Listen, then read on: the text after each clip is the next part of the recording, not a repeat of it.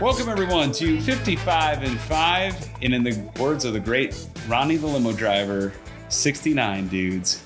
Ian Riccaboni, Cary Silkin, AJ from Bisson Creative and Web That Design. must be a Howard Stern thing. Yeah, and Baba Booey to you too, Cary. Okay. And they treated us nice at Ring of Honor. They did a whole 20-minute bit. Do you remember Madison Square Garden? Yes. The great Shuli Agar was seated in the front row, holding a sign saying Brent is lying, and I said maybe he is. Who knows? And they gave us some nice words. They asked Shuli. We appreciate it. Yeah, we hailed the Howard Stern show. We hailed Shuli, who's recently spun off and has got a great podcast.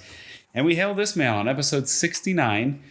Cary, the clue yesterday was active in 6 decades, very active in 6 decades. And your hint was his last name appears in the song We Built This City by Starship. I know. One of the number one songs of 1985. I'm This man was wrestling in 1985. I'm blanking out on the city. His last match came in 1986 against Billy Jack Haynes in the WWF. Rene Goulet? It's another good guess, but Uncle Gunny and Captain Lou trying to telepathically advise Cary of who this might be. Cary, what can you tell me about the great Frank Marconi?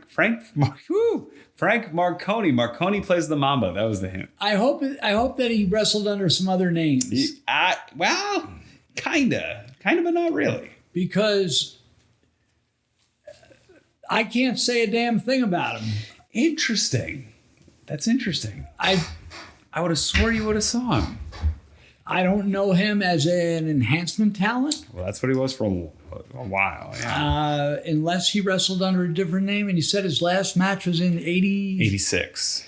June 1st, 86 against Billy Jack Haynes on USA Network on cable television. All right. I'm very interested in hearing this. This man wrestled before the first World Series broadcast in 1939. Okay. And continued through the advent of cable television, which blows my mind. Very actively, nonetheless. And he looks old in the picture. Yes, he does. He looks very old in the picture. Go ahead. Lay it on us, please. Yeah. 1917 to 1997.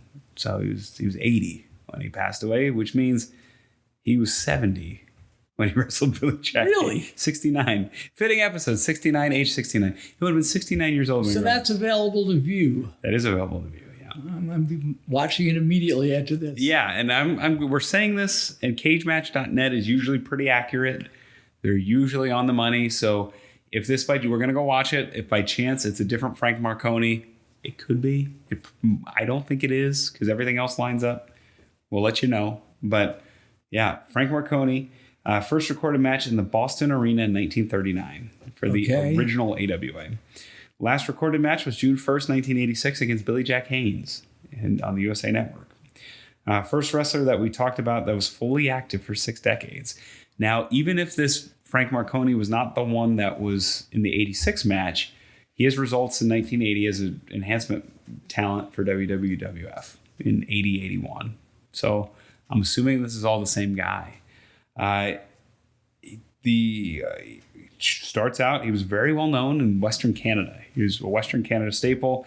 Tag team partner was Tony Angelo, and they wrestled in the Klondike territory and Big Time territory, which was Stu Hart, that be later kind of molded into Stampede. Fixture there. 55, he's an opening match guy in Maple Leaf. He's an early member of the AWA, the new AWA, so he definitely he's one of the few guys that wrestled in the Boston AWA and the Minnesota AWA, for sure. That we know. By 68, teams with Johnny Heidemann and Crockett. He actually wrestles Les Thatcher quite a bit in 68. They're paired up around the horn. Well, Les Thatcher is very active on social media. He is. I'm going to hit him up on this one. Yeah. Who's Frank Can you tell us about Frank Marconi? He was known as King Kong and Gorilla Marconi, mostly because of his body hair, not because he was only 5'9", so it wasn't because of his size. So kind of a tongue-in-cheek nickname as a villain there. And by 70, he's facing the original Dan Croffett and Stampede, feuds with him. And stays mostly there, goes to the WWF in 78. And he is there on and off as a TV guy until 86. Now, could be there's possibilities for different Frank Marconi.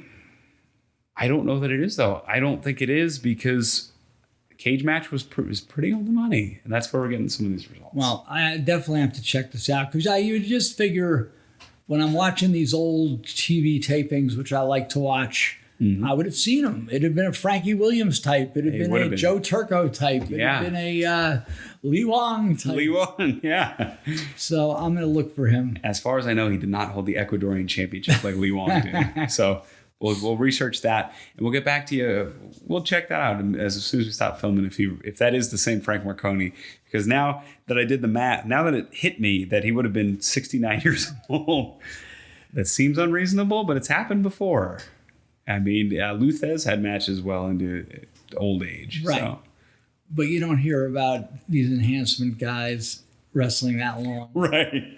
But you never know. So now we have two mysteries. We're still looking for Ken Colley, and we'll get back to you tomorrow at 8 p.m. Eastern when episode 70 premieres. 70. Lucky number 70. We'll have some more information about Frank Marconi. We'll double check that for you. And maybe we'll get a response from Les Thatcher. Who knows about the great Frank Marconi. King Kong Marconi. There you go. Thank you, Ian. Yeah, thank you. Thank you, AJ. Thank you, the viewers, for watching. Join us back tomorrow for episode 70. Cary, I got a guy who seemingly only Greg Oliver knows. Oh, boy. So after all these notable folks, we might be in for a rough patch tomorrow. That's all right. It's all part of the game. Some of the rough patches are more fun, though. So we thank you for joining us. We'll see you tomorrow night for episode 70.